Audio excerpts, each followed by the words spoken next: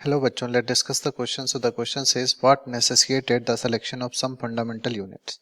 Okay, तो सबसे पहले हम यहाँ पे देखें तो फंडामेंटल यूनिट्स क्या होती हैं. की कॉन्सेप्ट की बात करें तो हम की कॉन्सेप्ट में क्या लिख सकते हैं.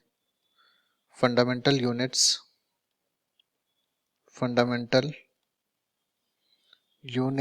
Are the units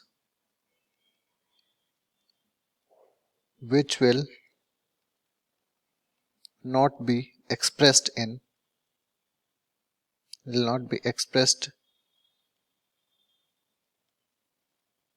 in some other units. ठीक है, तो ये यूनिट्स वो होती हैं जो कि अपने फंडामेंटल यूनिट्स वो होते हैं जो कि सिर्फ अपने आप में रिप्रेजेंट किए जाएंगे, दूसरे क्वांटिटी से उनका रिप्रेजेंटेशन नहीं होगा. ठीक है, अब इनका सिलेक्शन इतना ज़रूरी क्यों था. ठीक है, तो हम क्या बोल सकते हैं कि if we do not select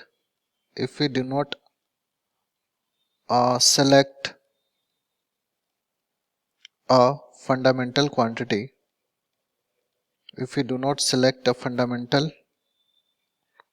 quantity, then for each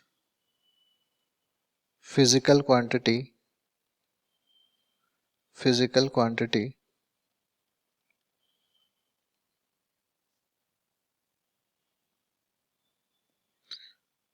we require a separate unit,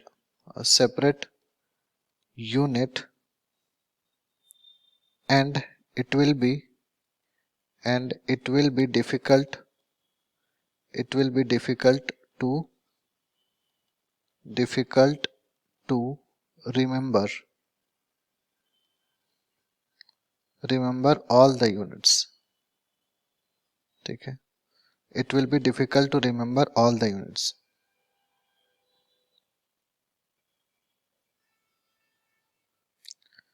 और दूसरा हम लोग क्या बोल सकते हैं कि अगर if we select fundamental units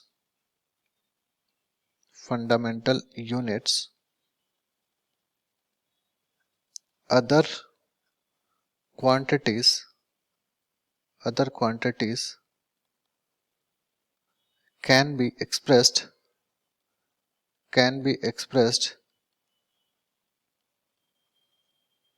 in terms of